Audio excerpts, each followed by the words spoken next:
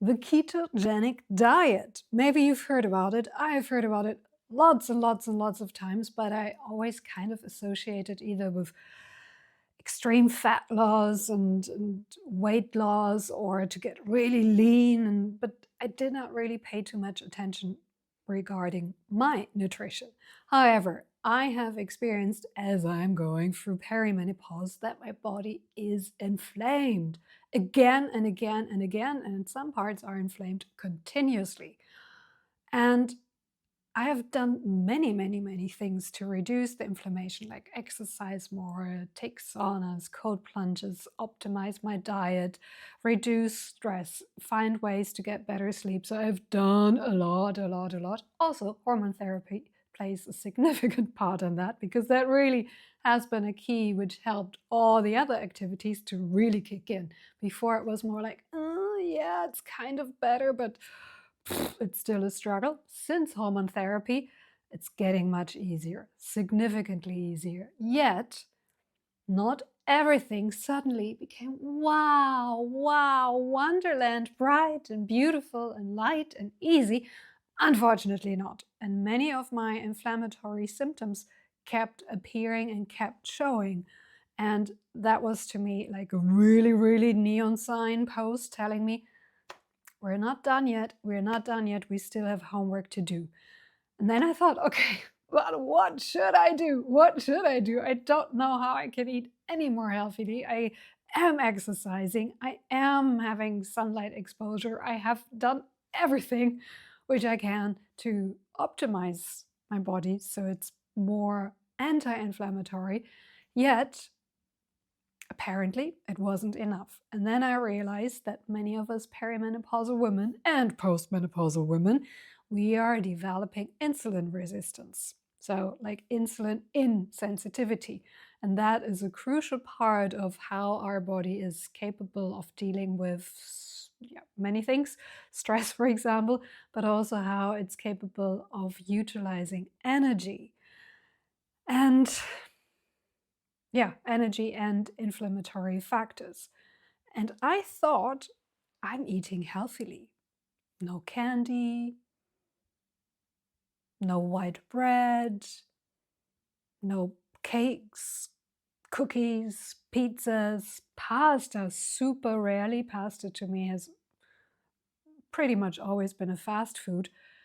So I didn't know what else I should do in order to eat more healthily. And then I thought, okay, let's start tracking your glucose. Let's start measuring that. And I started with that. And the first days I measured not just my glucose, but also my ketones in my blood. I was shocked. I was really shocked. I was so shocked because habitually I'm practicing interval fasting, not consciously. It's just after a certain time, I'm not longer any hungry, and before a certain time, I'm also not really hungry. So I stay easily 14 hours, 16 hours without food, and then have my meals and everything. So I thought I did everything right. And then I measured my glucose and my ketones. And the first days, by now I've measured for 19 days, and the first 12 days, out of those 12 days, on 10 days, I've had a glucose-ketone-index above 9. And now you might think, oh, what does that mean? What does that mean? So the GKI, the glucose-ketone-index, is a measure which tells us about our metabolic health. A very, very, very high number, like 9 beyond, means you're purely relying on glucose in your system, which is fine, That is kind of the default mode. But evolutionary, we have been programmed to rely on glucose and to rely on ketones and to be flexible, that our metabolism is flexible enough that if there's not enough glucose, it turns on the ketone production, and then we can get the energy from the ketones.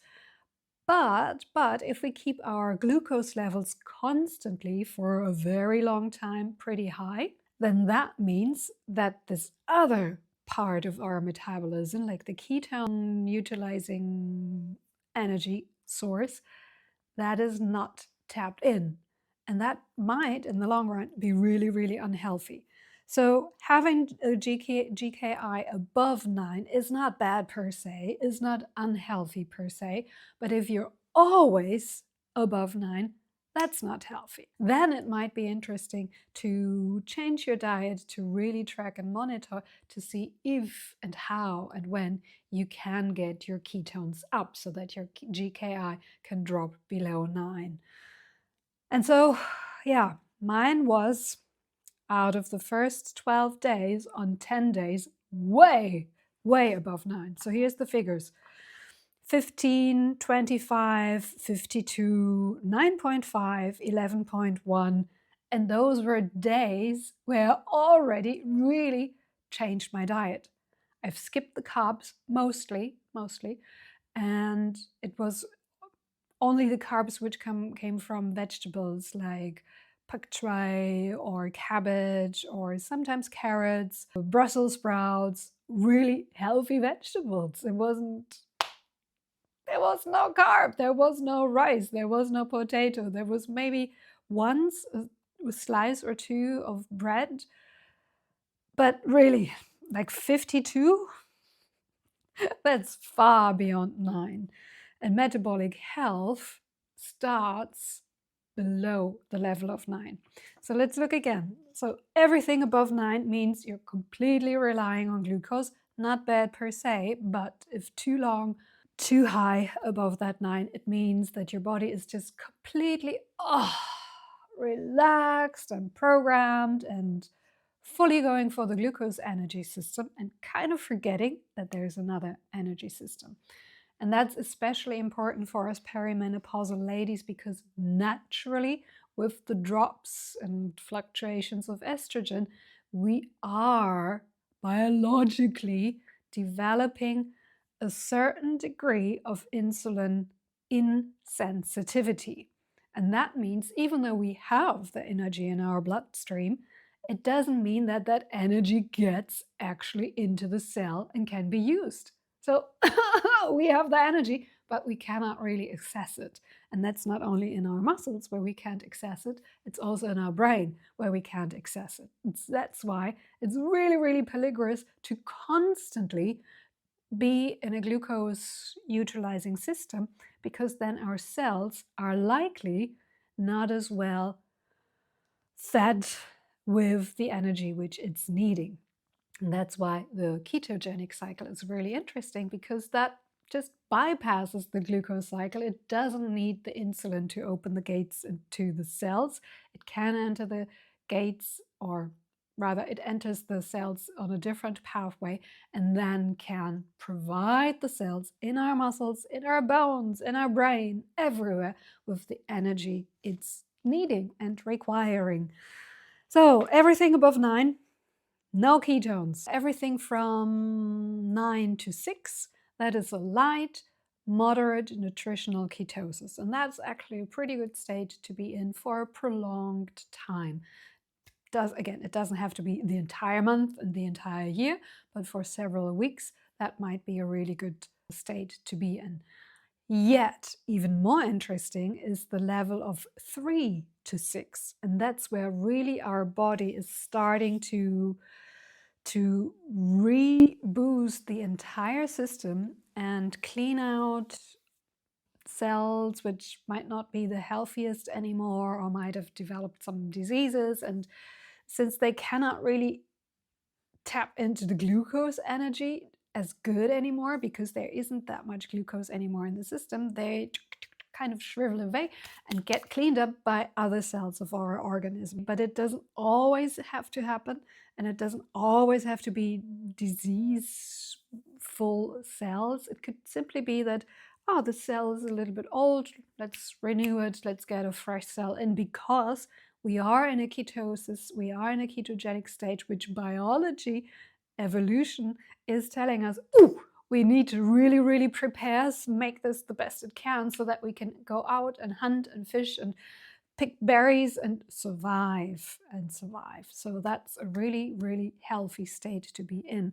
And nowadays in our society, a state of 3 to 6 of the Glucose-Ketone-Index means that your body is not just getting healthier from within and able to be more flexible on glucose energy, ketogenic energy, glucose energy, ketogenic energy. So it's regaining the flexibility of how to utilize energy, which our cells love because they're always now available or able to access the energy which they're deserving and are needing in order to function properly.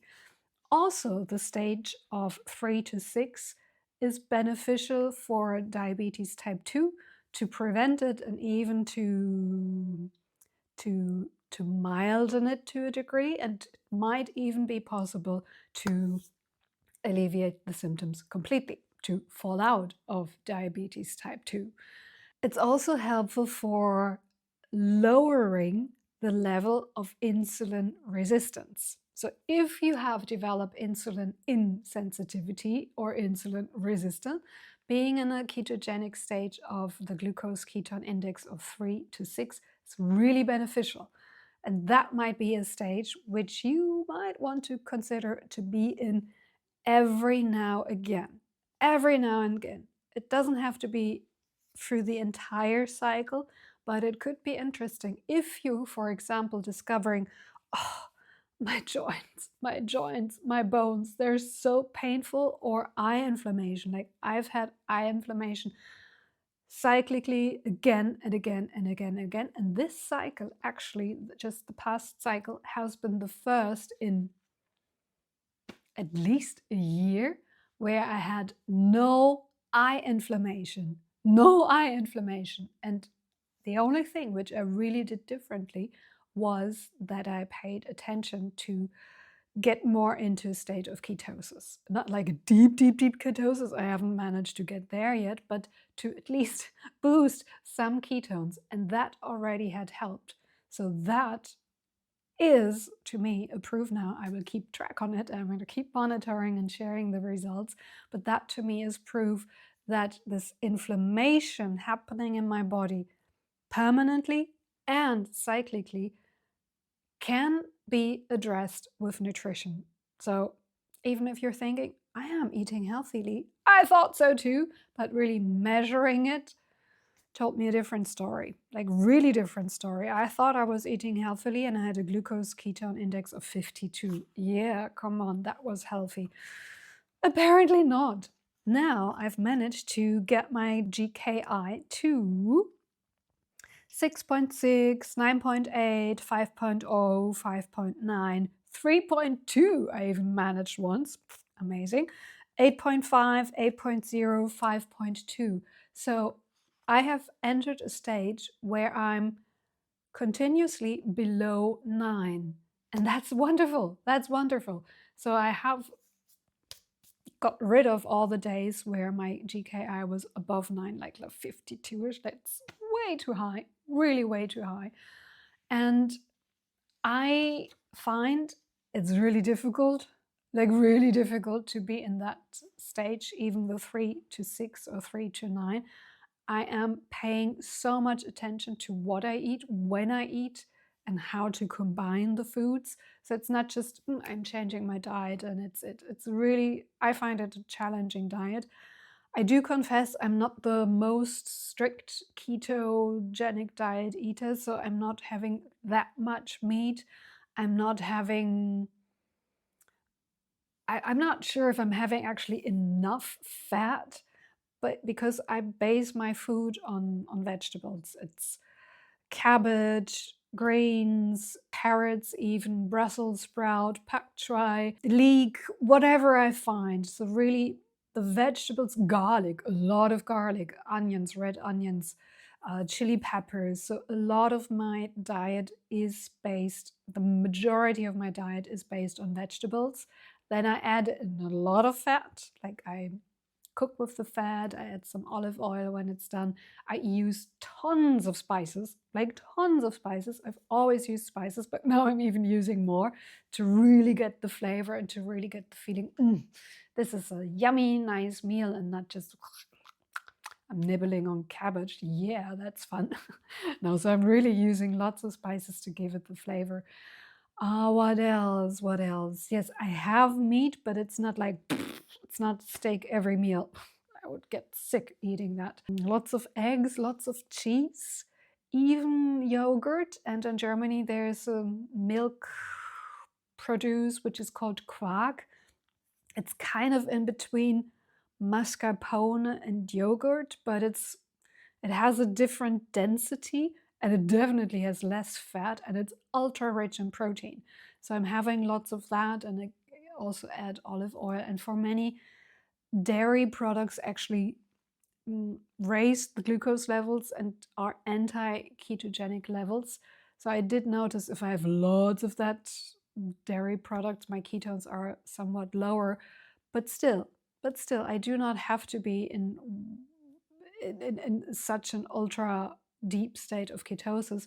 But even with the quark, even with the dairy, I manage to be below 9 and sometimes even below 6 with the Glucose-Ketone-Index.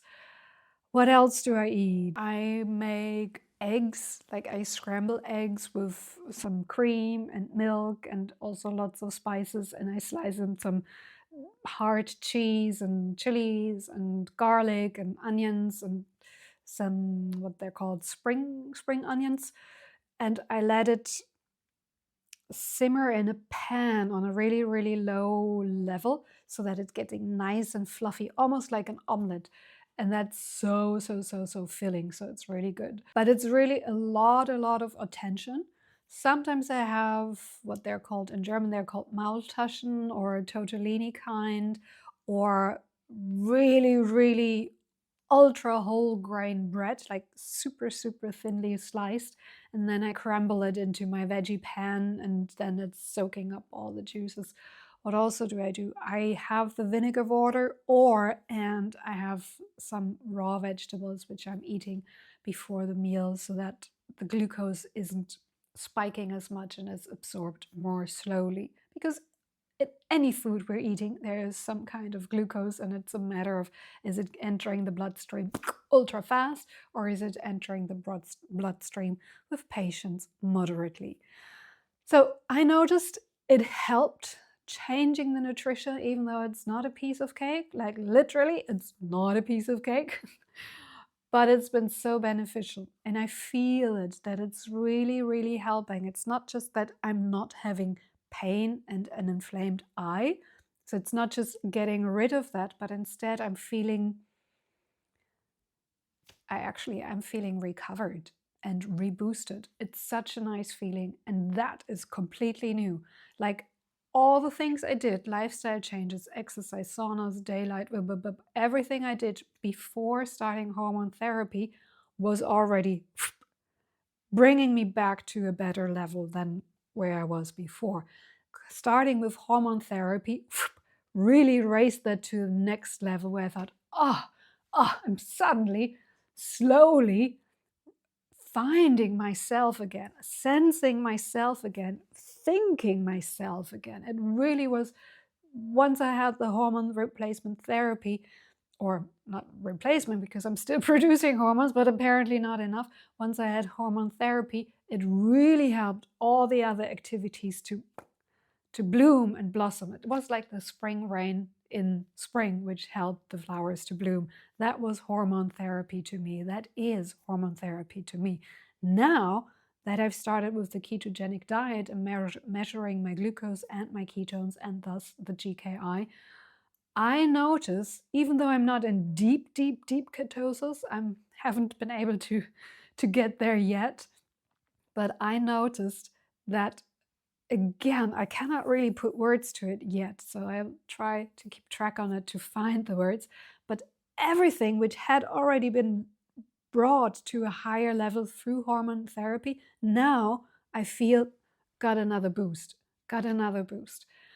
However, as I'm finding this kind of diet is really tough, like I find it really tough, and it's not a diet I want to continue living on forever, ever.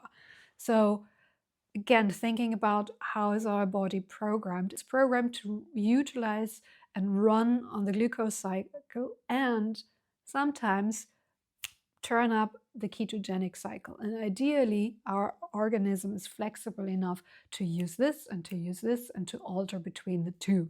So my intention is not to be in the ketogenic state forever and ever and ever, even though there might be some benefits for it in the long run.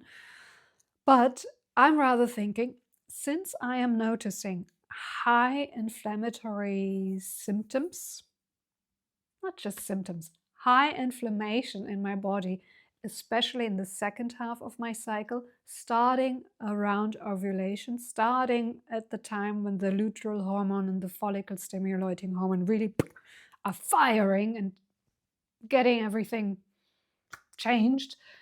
Around that phase, for the rest of the cycle, I notice high inflammation in my body. And so now I'm experimenting with starting with the ketogenic diet a little bit before ovulation and then continuing with that until menstruation. And then once menstruation is done and hormone levels raise again, like estrogen level rises naturally again, that in that phase I will eat just as I always did. To have some bread, to have some potatoes, to have some rice, to also have something which my body then can utilize in the second half of the cycle, so that the ketosis not only relies on the nutritional food and fat, but also has a little bit of its own resources which it can utilize. Because there's not so many fat cells in my body which, being in a ketogenic state, could be used and tapped into. If I had maybe 5 kilo more or 10 kilo more, then that would be a different thing. But I want to use the benefits. I want to have the benefits of the ketogenic state, but I do not want to do harm to my body to become too lean.